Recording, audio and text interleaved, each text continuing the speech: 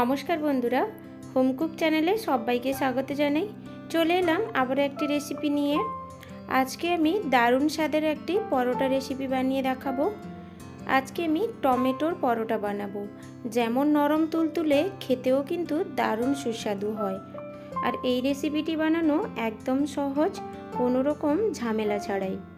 এই গরম গরম পরোটার সাথে ছোট আলুর তরকারি বা কাবুল ছোলার তরকারি বা যে কোনো ঘুগনি যার সাথেই দেবেন, এটি খেতে কিন্তু অপূর্ব স্বাদের হয়।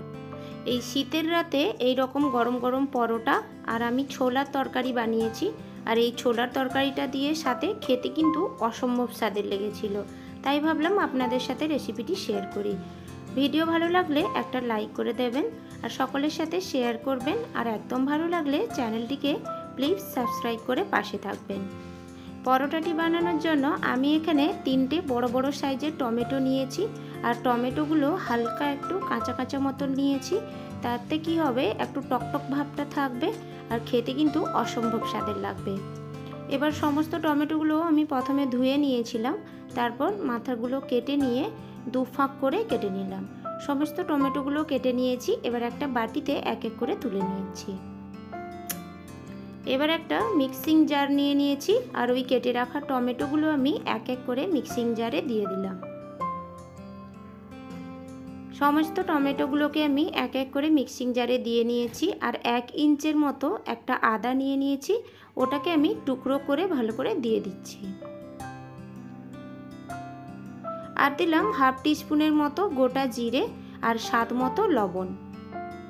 এবার সমস্ত উপকরণগুলিকে আমি একটা স্মুথ পেস্ট বানিয়ে নেব। দেখুন, ঠিক এইভাবে আমি একটা স্মুথ পেস্ট বানিয়ে নিয়েছি। এবার যেটা করব, গ্যাসে একটা ননস্টিকের প্যান বসিয়ে নিয়েছি। গ্যাসের ফ্লেমটা হাইতে করে দিয়ে দিলাম 2 টিস্পুনের মতো সর্ষের তেল। এবার তেলটা ভালো করে গরম হয়ে গেলে দিয়ে দেব হাফ টিস্পুনের মতো হলুদ গুঁড়ো আর হাফ টিস্পুনের মতো লঙ্কার গুঁড়ো। লঙ্কার গুঁড়োটা আপনারা স্বাদ বুঝে নিয়ে নেবেন। আর হাফ টিস্পুনের মতো ধনে গুঁড়ো। গ্যাসের ফ্লেমটা এই পর্যায়ে একদম স্লোতে রাখবেন, নইলে গুঁড়ো মশলাগুলো জ্বলে যাওয়ার সম্ভাবনা থাকবে। আর জ্বলে গেলে খেতে কিন্তু একদম ভালো লাগবে না। এবার হালকা একটু নেড়ে চেড়ে তেলের সাথে আমি গুঁড়ো মশলাগুলো একটু মিক্স করে নিলাম। আর দিয়ে দিলাম টমেটো, আদা, জিরে যে একটা স্মুথ পেস্ট বানিয়ে রেখেছিলাম, ওটা আমি দিয়ে দিলাম। এবার ওই স্মুথ পেস্টটা দিয়ে আমি খুন্তির সাহায্যে নেড়ে চেড়ে মিডিয়াম ফ্লেমে আমি ভালো করে কষিয়ে নেব। টমেটোরও একটা কাঁচা গন্ধ থাকে, আর তার সাথে দিয়েছিলাম আমি আদা। এই জন্য বেশ কিছুক্ষণ নেড়ে চেড়ে আমি ভালো করে কষিয়ে নিচ্ছি। বেশ কিছুক্ষণ কষিয়ে নেওয়ার ফলে এবার টমেটো আর আদার যে কাঁচা গন্ধটা, ওটা কিন্তু বেরিয়ে যাবে। কিছুক্ষণ নেড়ে চেড়ে নিয়েছি। দেখতেই পাচ্ছেন টমেটোটা প্রথমে আমি যে পরিমাণে দিয়েছিলাম, অনেকটা পরিমাণে এক্সট্রা জলটা ভালোভাবে শুকিয়ে গেছে আর টমেটোটা একদম গাঢ় হয়ে গেছে। এবার দিয়ে দিলাম উপর থেকে বেশ কিছুটা পরিমাণে ধনেপাতা কুচি। আর এই ধনেপাতা কুচিটা কিন্তু পরোটার সাথে ফ্লেভারটা খুব ভালো আসবে। এবার ওটাকে আমি ঠান্ডা করতে রেখে দিলাম। আর এখানে নিয়ে নিলাম 2 কাপের মতো আটা। আর আটার সাথে দিয়ে দিলাম 2 টিস্পুনের মতো গাওয়া ঘি। ঘির পরিবর্তে আপনারা চাইলে এখানে তেলও ইউজ করতে পারেন, কিন্তু ঘিটা দিলে ফ্লেভারটা খুব ভালো আসে। এবার ঘিটা দিয়ে আমি ভালো করে আটার সাথে মিক্স করে নিচ্ছি। আর আটাতে আমি এখানে লবণ অ্যাড করব না, কারণ টমেটো পেস্ট করার সময় আমি পরিমাণ মতো লবণটা দিয়ে দিয়েছিলাম। তাই আর আটাতে আমি লবণটা দিচ্ছি না। আর আপনারা যদি টমেটোটাকে পেস্ট করার সময় লবণটা না দেন, তাহলে এই আটার সাথে কিন্তু লবণটা মিক্স করে নেবেন। আটার সাথে ঘিটা কিন্তু আমি ভালো করে মিক্স করে নিয়েছি। এবার ওই কষানো টমেটোটা দিয়ে আমি ভালো করে আবারও আটার সাথে মিক্স করে নিচ্ছি। টমেটোটা আমি আটার সাথে ভালো করে মিক্স করে নিয়েছি। এবার সামান্য একটু করে জল দিয়ে একটা নরম ডো বানিয়ে নেব। আমি এখানে আটা মাখানোর সময় মিক্সিং জার ধুয়ে জলটা ইউজ করলাম। আপনারা চাইলে প্লেন জলও ইউজ করে নিতে পারেন, কারণ আমি টমেটোটা যখন পেস্ট বানিয়েছিলাম মিক্সিং জারে অনেকটা পরিমাণে মশলা লেগেছিল, তো ওইটা ধুয়েই আমি ওই জলটা অ্যাড করে নিয়েছি। আর ডোটা আপনারা আপনাদের পরিমাণ মতো জল অ্যাড করে শক্ত নরম বুঝে ডোটা বানিয়ে নেবেন। ডোটা বানিয়ে নিয়েছি। এবার আমি ঢাকনা দিয়ে 10 থেকে 15 মিনিটের মতো রেখে দেব। 10 থেকে 15 মিনিট হয়ে গেছে। এবার ডোটা ভালো করে সেট হয়ে গেছে। আবারও আমি দোলে দোলে একদম নরম সফট বানিয়ে নেব। ডোটাকে ভালো করে দোলে দোলে একদম মসৃণ করে বানিয়ে নিয়েছি। এবার ওই মসৃণ ডোটা থেকে একটু একটু করে লেচি কেটে নিচ্ছি। আপনারা লেচির আকারটা বুঝে করে নেবেন, যে যেমন রুটি খেতে পছন্দ করেন, বড় ছোট ওই হিসেবেই লেচিগুলো কেটে নেবেন। আমার এখানে প্রায় 2 কাপ আটাতে 9টার মতো লেচি হয়েছে। আর আপনাদের লোক সংখ্যা হিসেবে আপনারা আটার পরিমাণটা বাড়িয়ে কমিয়ে নিতে পারেন, আর টমেটোর পরিমাণটাও ঠিক সেইভাবে বাড়িয়ে কমিয়ে নেবেন। এবার সমস্ত লেচিগুলোকে আমি হাতের তালুতে রেখে ভালো করে ঘুরিয়ে ঘুরিয়ে একদম রাউন্ড শেপ করে আর একটু উপর থেকে প্রেস করে চাপটার মতো করে নেব। সমস্ত লেচিগুলোকে আমি সেমভাবে বানিয়ে নিয়েছি। এবার আমি একটা বেলনের সাহায্যে ভালো করে বেলে নেব রুটির আকারে প্রথমে। আর আপনারা যে যেমন শেপ পছন্দ করেন ওই হিসেবে 3 কোণাও করে নিতে পারেন, যে যেমন শেপ পছন্দ করেন ওই হিসেবে দিয়ে নেবেন।